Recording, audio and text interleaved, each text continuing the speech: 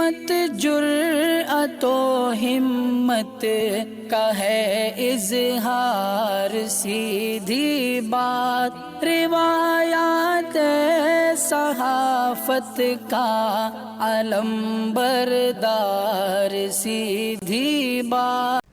नाज़रीन गिरामी अस्सलामु अलैकुम वरहमतुल्लाहि वबरकातुहू। सीधी बात के ताज़ा तरीन प्राइम टाइम में आप लोगों का इस्तकबाल है। नाज़रीन गिरामी, मैं अंसार अज़ीज़ नदवी इस वक्त आप लोगों के सामने कुछ अहम तरीन ख़बरें, कुछ वायरल वीडियोस और कुछ तनकीदी तज़्ज़िये लेकर के हाज़िर हुआ। नाज़रीन गिरामी, किस तरह से इस वक्त ओवैसी पार्टी को बड़ा झटका लगा है। एक इंटरव्यू भी जो अहम तरीन मौजू पर है आपके सामने रखना है। किस तरह देवी के नाम पर 2.5 साल के बच्चे को जो है बलि चढ़ा दी गई और उदयपुर वाक़े के बाद क्या कुछ हो रहा है। मलऊन नवीन कुमार को जान से मारने की धमकी मिलने की खबरें आ रही हैं। कतर ने अमेरिका और ईरान के दरमियान बिलवास्ता मुज़ाकरात का भी खैर मकदम किया है। सारी चीज़ें मैं आप लोगों के सामने रखता हूँ। उससे पहले आप लोगों से दरख्वास्त है कि जिन अहबाब ने हमारे चैनल को सब्सक्राइब नहीं किया है कर लें। हमारी इन वीडियोज़ को दूसरों तक पहुँचाने में हमारी मदद करें। लिंक को शेयर करें। इदारे की मजबूती नाज़रीन गिरामी आप लोगों की मजबूती है। जानते हैं करना क्या है और मुश्तरक कुर्बानी का ऐलान हो चुका है। जिन अहबाब को नाम लिखवाना है जल्दी से लिखवाएं ताकि हम लोग अपनी तरतीब बना सकें। आइए नाज़रीन गिरामी, बिहार में एक मरतबा फिर आरजेडी सबसे बड़ी पार्टी बन गई है। दरअसल मुकेश सहनी की जमात के अरकान असम्बली ने बीजेपी में शमूलियत इख्तियार कर ली, जिसके बाद बीजेपी बिहार में सबसे बड़ी पार्टी बन गई। ताहम बुध के रोज़ तेजस्वी यादव ने ऐलान किया कि असदुद्दीन ओवैसी की जमात आल इंडिया मजलिस इत्तेहादुल मुस्लिमीन के मेंबर असम्बली आरजेडी में शामिल हो गए हैं। चारों मेंबरान जिन्होंने आरजेडी में शमूलियत इख्तियार की है वो शाहनवाज, इजहार, अंजार नाइनी और सैयद रुकनुद्दीन हैं, जबकि 5वीं रुकन असम्बली अख्तुल ईमान ने मजलिस का साथ अभी तक नहीं छोड़ा है। मीडिया रिपोर्ट के मुताबिक कायद हिज़्ब इख्तिलाफ तेजस्वी यादव बुध के रोज़ खुद गाड़ी चलाकर एमआईएम के चारों अरकान असम्बली को असम्बली स्पीकर विजय सिन्हा के चैम्बर में ले गए। यहाँ से निकलने के बाद उन्होंने बताया कि 4 कानून साजों ने आरजेडी में शमूलियत इख्तियार कर ली है। तो नाज़रीन गिरामी, ओवैसी के लिए बहुत बड़ा झटका है। अब क्या सोच के किस अंदाज में ये लोग उस पार्टी में गए। अब इसके बाद जो है लगातार जो है एक बड़े ब्रेकिंग न्यूज़ के तौर पर इसको देख कर के सोशल मीडिया में अलग अलग तबसरों के साथ इसको जो है पेश करने की कोशिशें हो रही हैं। नाज़रीन गिरामी, आइए अब बात करते हैं हम लोग उस खबर की जो खबर महाराष्ट्र हुकूमत के रहने या न रहने के सिलसिले में है। उद्धव हुकूमत को 30 जून को महाराष्ट्र सदन में अक्सरियत साबित करने के लिए दी गई हिदायत को इस वक्त चैलेंज किया गया है। शिवसेना के चीफ विप सुनील प्रभु ने सुप्रीम कोर्ट में अर्जी दाखिल की थी। दरख्वास्त में गवर्नर भगत सिंह कोश्यारी की तरफ से उद्धव हुकूमत को ये अक्सरियत साबित करने की जो है दरख्वास्त दी गई थी, जिसको अब कोर्ट में चैलेंज किया गया है। कोर्ट ने इस अर्जी पर समाअत के लिए भी राज़ी हो गए और आज इस पर समाअत भी होगी। अब इस समाअत के बाद ही वाज़ेह होगा कि अब उद्धव हुकूमत को अपनी हुकूमत बचाने के लिए अक्सरियत साबित करना होगा या नहीं होगा, या किन क़वानीनी बुनियादों पर जो इन तमाम चीज़ों को देखा जाएगा। नाज़रीन गिरामी, उदयपुर में कल जो वाक़या पेश आया इस बात को आप जानते ही हैं और ये सरासर गलत वाक़या है। इस बात को लेकर कि जो है तमाम लोगों को जहाँ पर मजम्मत करनी चाहिए, वहीं पर आज फेसबुक में कुछ मुसलमानों के नाम पर जो है लोग फेक आईडी बनाकर के इस सिलसिले को जो है जायज़ करार देकर कि मुसलमानों के ख़िलाफ़ माहौल बनाने की कोशिश कर रहे हैं। किसी सेकुलर मुल्क में जज्बात को ठेस पहुँचाया जाता है, वो चाहे मजहबी हों, समाजी हों या ज़ाती हों, तो उसके लिए क़वानीन हैं। इस तरह जो है कानून को हाथ में लेना वो सही नहीं है। अब ये जज्बात अलग अपने जानिब रख कर के इस तरह की चीज़ों में कोई भी नौजवान हरगिज़ शामिल ना हो, इसलिए कि इसी वाक़े को पेश करके इस वक्त पूरी तरह से मुसलमानों के ख़िलाफ़ माहौल बनाने की कोशिशें हो रही हैं। अलग अलग कार्टून्स बनाए जा रहे हैं, मीम्स बनाए जा रहे हैं। मुस्लिम नौजवानों के नाम पर जो है इस वक्त मीडिया में ला करके उसको एक अलग ही तस्वीर पेश करने की कोशिश हो रही है। ये साबित करवाने की कोशिश हो रही है कि मुसलमान ऐसा ही होता है और अलग अलग चेहरे बना करके और कार्टून्स बना करके एक किस्म का जो है नफ़रत का माहौल बनाने की कोशिश हो रही हैं। इस तमाम चीज़ों में हरगिज़ कोई शामिल ना हो। आपको मालूम होना चाहिए कि राजस्थान में इस उदयपुर वाक़े के बाद जो है भीलवाड़ा ज़िले में हुक्म इम्तनाई है। भीलवाड़ा, अजमेर, टोंक, नागौर अजला में 24 घंटों के लिए इंटरनेट सर्विस बंद कर दी गई है और मुख्तलिफ ऐसे हसास इलाकों में जो है 144 का भी निफाज हो चुका है। लिहाजा इस तरह से जो है अपने जज्बात को काबू में रखते हुए किसी भी ऐसी चीज़ में शामिल होने की कोशिश हरगिज़ ना करें। नाज़रीन, एक तरफ ये हाल है तो दूसरी जानिब नवीन कुमार जो गुस्ताख है उसने भी अब जो है पुलिस थाने में ये शिकायत दर्ज कराई है कि उसको 3 ईमेल मौसूल हुए हैं 6:43 पर, जिनमें उनके अहले खाना को भी इसी तरह की गर्दन काटने की धमकी दी गई है। नवीन कुमार जिंदल जिसे नूपुर शर्मा के पैगम्बर इस्लाम के बारे में मुतनाज़ा रिमार्क्स के बाद भारतीय जनता पार्टी से निकाल दिया गया था, उसने पुलिस से जान से मारने की धमकियां मिलने की शिकायत की है। तो नाज़रीन गिरामी, ये मामला ख़त्म होने का नाम नहीं ले रहा है। कितनी जानें चली गई, कितने लोग चले गए, लेकिन लगातार ये सिलसिला सोशल मीडिया में गरमाया जा रहा है ताकि माहौल को इसी तरह से बनाए रखें। नाज़रीन, उधर कतर ने अमेरिका और ईरान के दरमियान बिलवास्ता बातचीत के फैसले का खैर मकदम किया है। नाज़रीन ग्रामी, आप जानते हैं कि किस तरह से जो ईरान और अमेरिका में दूरियां हैं और क्या कुछ है, ये सारी तारीख़ आप जानते हैं। ऐसे में हमेशा से जो है मुज़ाकरात को लेकर के अमेरिका और ईरान के दरमियान कोई ना कोई रुकावटें होती थी और किसी भी बात पर नहीं आते थे। लेकिन अब दोनों ममालिक इस बात को पूरी तरह से जो है फ़ैसला ले लिया है कि वो बिलवास्ता जो है मुज़ाकरात करेंगे और जो पाबंदियाँ ईरान की तरफ है, ईरान की जानिब से अमेरिका की जानिब, इस तमाम चीज़ों पर गुफ्तगू होगी। कतर की वजारत ने एक बयान में कहा है कि कतर इस हफ्ते दोहा में यूरोपीय यूनियन के कोऑर्डिनेटर की सरपरस्ती में अमेरिका और इस्लामी जमहूरिया ईरान के दरमियान बिलवास्ता मुज़ाकरात के दौर की मेज़बानी का खैर मकदम करता है। वजारत ने कहा कि कतर तमाम फ़रीक़ों को कामयाब मुज़ाकरात के लिए साजगार माहौल फराहम करने के लिए तैयार है। नाज़रीन गिरामी, मुज़ाकरात में कतर ने हमेशा से अहम रोल अदा किया है। आप जानते हैं जैसे कि अफ़गानिस्तान और अमेरिका के दरमियान भी कई बरसों तक जितने भी मुज़ाकरात हुए वो कतर में हुए। अब ईरान के दरमियान में और ईरान और अमेरिका के दरमियान में भी इस मुज़ाकरात के लिए पूरी तरह से माहौल को साजगार बनाने की क़तर की जानिब से कोशिशें हो रही हैं, जिसकी सराहना होनी चाहिए। नाज़रीन गिरामी, अब आखिर में कुछ अहम तरीन मौज़ूआत पर जो हालिया जो सिचुएशन इस वक्त ममालिक में बन रहे हैं, उसमें किस तरह मुसलमानों को कॉर्नर करने के लिए एक मुनज़्ज़म तौर पर जो है साजिशें हो रही हैं। इसको वही लोग समझ सकते हैं जो दलित तबके में, SC ST तबके में ज़मीनी सतह पर गुज़श्ता कई सालों से काम कर रहे हैं। ऐसे में यहाँ राष्ट्रीय मुस्लिम मोर्चा के कौमी लीडर का जो है यहाँ पर आमद हुई थी शहर बेंगलुरु में, तो सोचा कि उनकी जो है अलग अलग तजुर्बात से जो है रोशनी में कुछ मालूमात हासिल करें। खुसूसी इंटरव्यू लिया गया है, आप इसको देखें।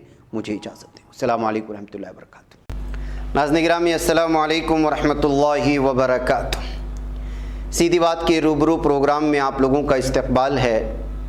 नाज़रीन गिरामी, आज के प्राइम टाइम में मैं एक और अहम तरीन शख्सियत को आपके सामने ला रहा हूँ, चांद मोहम्मद साहब। जानते हैं बैमसफ किस तरह से काम कर रहा है, कबाइली, आदिवासी, SC ST पिछड़े हुए तबकों को मुसलमानों से जोड़ने, और जो लोग इन तबकों के ख़िलाफ़ साजिश कर रहे हैं, हिंदू का नाम लेकर के उनको मुत्तहिद बनाने की कोशिश करके मुसलमानों के ख़िलाफ़ साजिश हो रहे हैं।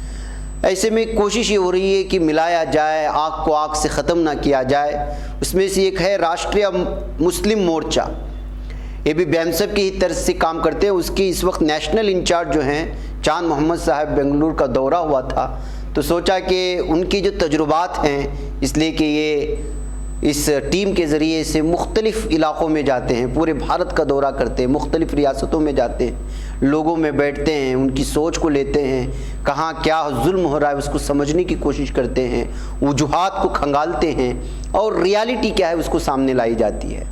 तो इस वजह से ये अहम तरीन शख्सियात होते हैं जो प्रैक्टिकली ज़मीनी सतह का काम करके नॉलेज को जमा किए होते हैं, जिसको हम सीखना चाहिए।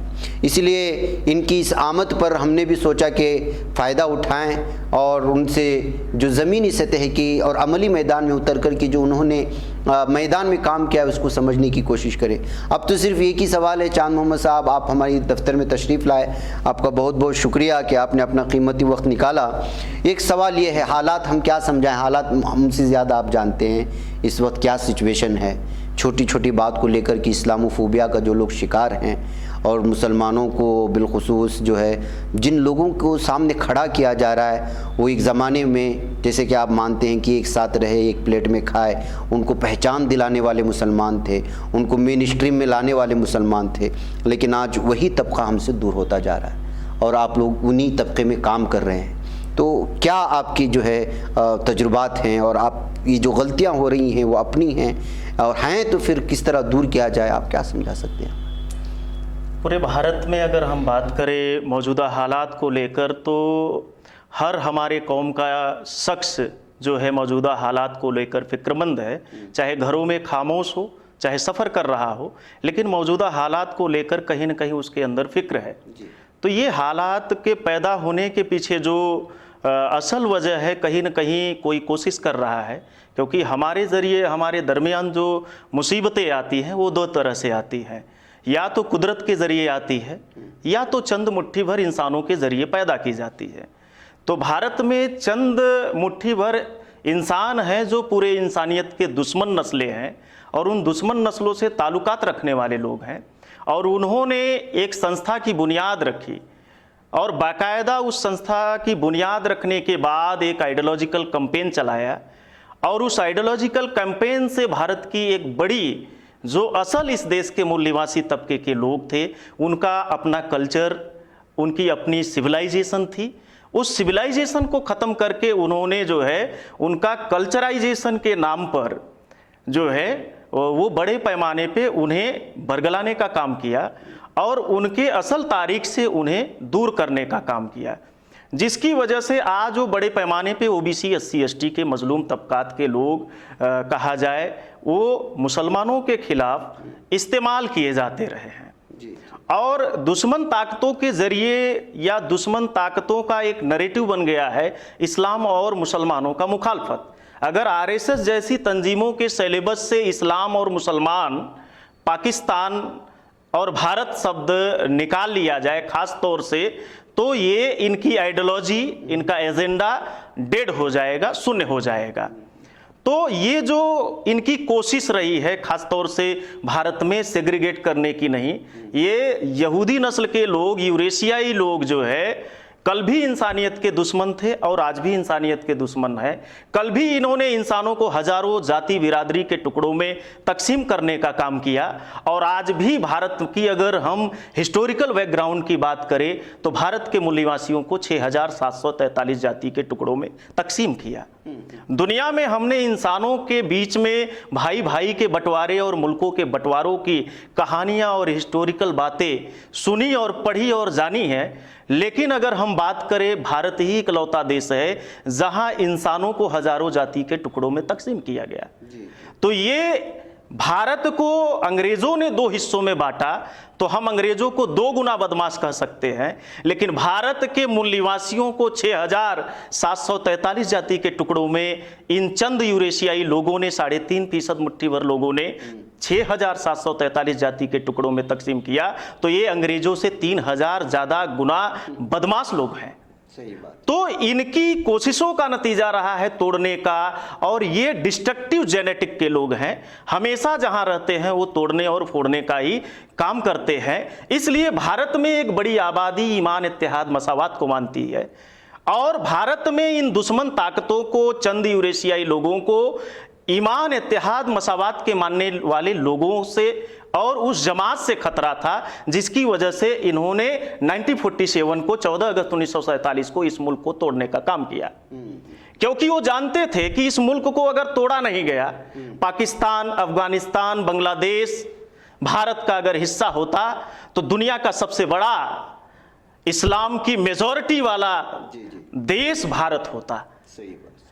तो ये जो भारत को तोड़ने के लिए जो हिस्टोरिकल बैकग्राउंड के पीछे अगर हम बात करें, तो नेशनल ही नहीं बल्कि इंटरनेशनल ताकतें लगी भारत को तोड़ने और तकसीम करने की, क्योंकि वो जानते थे कि आने वाले दिनों में दुनिया का सबसे बड़ा ताकतवर मुल्क उभर कर आएगा, और यहाँ से दुनिया के तमाम इंसानियत के खिदमात के काम शुरू किए जा सकते थे। इसलिए इन 3.5% यूरेशियन लोगों ने इस मुल्क को तोड़ने का काम किया, और उसी आइडियोलॉजी को लगातार भारत में जो है प्रचारित किया जा रहा है, प्रसारित किया जा रहा है। प्रसारित करने के पीछे ये है, मुसलमानों को सेग्रीगेट करने के पीछे ये मकसद है इनका कि दोबारा देश की एकता और अखंडता को खंडित करना इनका मकसद है। क्योंकि जब ये 3.5% यूरेशियन लोग खतरे में आते हैं, इनका वजूद खतरे में आता हुआ दिखता है, तब ये देश को तोड़ने का काम किए हैं। ये तारीख इस बात की गवाह है। दूसरी चीज, हम मुसलमानों के अपने दायरे को महदूद करने के बजाय, समेटने के बजाय बढ़ाने की जरूरत थी, मजलूमों में इत्तेहाद करने की जरूरत थी। लेकिन हमारी हजारों निखालिस मुस्लिम तंजीमें होने के बावजूद, हमारे बुजुर्गों ने जो इस मुल्क में इंसानियत की खिदमत के लिए जो काम किया, इस मुल्क के लिए काम किया और इस मुल्क के हक और इंसाफ के लिए लड़ाई लड़ी, कुर्बानियां दिया, अगर उससे सबक लेकर 75 सालों में काम किया होता तो आज भारत में 20% मुसलमान अलग थलग नहीं हुआ होता। अब क्या करना चाहिए मैदानी सतह पे? क्या मैदानी सतह पे हमें ओबीसी, एससी, एसटी, माइनॉरिटी के लोगों को मुत्तहिद करने के लिए, जोड़ने के लिए, इनमें मोहब्बत और भाईचारा पैदा करने के लिए हमें भारत में इंटेलेक्चुअल्स बेस जो ऑर्गेनाइजेशन है, जो ओबीसी, एससी, एसटी, माइनॉरिटी के बीच में सोशल रिफॉर्मिंग का काम कर रहे हैं, उस संगठन और तंजीम के जो सबसे बड़े जिम्मेदार हैं बामसेफ के नेशनल प्रेसिडेंट मान्यवर वामन मेश्राम साहब, जमीनी सतह पर ओबीसी, एससी, एसटी, माइनॉरिटी में इत्तेहाद पैदा हो और उनमें आपसी जो दूरियां हैं उसको खत्म करने के लिए कोशिश कर रहे हैं। और उन दूरियों को खत्म करने के पीछे जो कोशिश है वो हिस्टोरिकल बैकग्राउंड है। हिस्टोरिकल बैकग्राउंड के साथ साथ जो है लिटरेचर के आधार पे भी, साहित्य के आधार पे भी हम उनको, समाज को अवेयर करने का काम कर रहे हैं। इसके अलावा डीएनए ने आज साबित कर दिया है कि भारत में कौन देशी है और कौन विदेशी है। एनआरसी लाने वाले लोगों को वामन मेश्राम जी ने जो है सख्त लहजे में ये बातें ही नहीं कही, बल्कि 29 जनवरी 2020 को सीए एनआरसी के मुद्दे को लेकर जब इस देश में मामले को लाया गया, पार्लियामेंट के अंदर सीए जैसा कानून बनाया गया, एनआरसी लाने की जो तैयारी की गई, उस मुद्दे को लेकर सीए एनआरसी बाइकाट और सीए एनआरसी एनपीआर के मुद्दे पे 29 जनवरी 2020 को बहुजन क्रांति मोर्चा के राष्ट्रीय संयोजक, बामसेफ के राष्ट्रीय अध्यक्ष वामन मेश्राम जी ने भारत बंद किया। तब से भारत में सीए एनआरसी की चर्चा क्यों बंद हो गई? क्योंकि वामन मेश्राम जी ने कहा कि अगर भारत में जो लोग सीए और एनआरसी को लाना चाहते हैं तो वो डीएनए के आधार पर एनआरसी लागू करें। हम भी चाहते हैं भारत 100% विदेशियों से मुक्त हो, भारत में भारत के ही मूल निवासी रहे, भारत के मूल निवासी ही भारत में हुक्मरान रहे। इसके लिए डीएनए के बेस पे एनआरसी लागू करें, अभी पता चल जाएगा भारत में कौन देशी है और कौन विदेशी है। अच्छा, अभी आपका जो पैमसफ का जो टीम है या आपका मुस्लिम राष्ट्रीय मोर्चा, अब ये जो सूरत हाल इस वक्त बन रही है, इसमें क्या काम कर रहे हैं? कैसे आपकी जो है राष्ट्रीय मुस्लिम मोर्चा के जरिए जो ओबीसी, एससी, एसटी के दिलों में आरएसएस के जरिए जो जेहनसाजी करके इस्लाम और मुसलमानों को लेकर गलतफहमियां डाली गई, इस्लामोफोबिया का शिकार बनाया गया भारत की एक बड़ी आबादी को, और टूल्स के तौर पे ओबीसी, एससी, एसटी को इस्तेमाल कर रहे दुश्मन ताकतें, उसको काउंटर करने के लिए हम लोग जमीनी सतह पे राष्ट्रीय मुस्लिम मोर्चा के जरिए कॉमन मिनिमम प्रोग्राम बनाकर काम कर रहे हैं। और काम करके उसमें वर्कशॉप प्रोग्राम में ओबीसी, एससी, एसटी, माइनॉरिटी के लोगों को एक साथ बिठाते हैं। और एक साथ बिठाने के बाद जब हम हिस्टोरिकल बैकग्राउंड पे चर्चा करते हैं, रियल हिस्ट्री पे चर्चा करते हैं, तो तारीख के बुनियाद पर ये बातें ओबीसी, एससी, एसटी, माइनॉरिटी को समझ में आ जाती है और यह एहसास कराते हैं कि जैसे सबका मालिक एक है तो सबका दुश्मन एक है, हमें लड़ा कोई तीसरी ताकत रही है। तो इस बात को जब समझाते हैं तो ओबीसी, एससी, एसटी, माइनॉरिटी का असल इनेमी कौन है ये खुलकर सामने आ जाता है। लेकिन इसके बावजूद मुतासिर हो रहे हैं, आप देख रहे हैं कि लोगों की जो है तादाद बढ़ती जा रही है। नूपुर शर्मा के मामले में ले लो, कितना बड़ा उसकी हिमायत में रैली निकाली गई। तो ये क्या उसके असरात हो रहे हैं या फिर आरएसएस की जो आइडियोलॉजी है उसके असरात ज़्यादा हो रहे हैं? आप क्या महसूस करेंगे?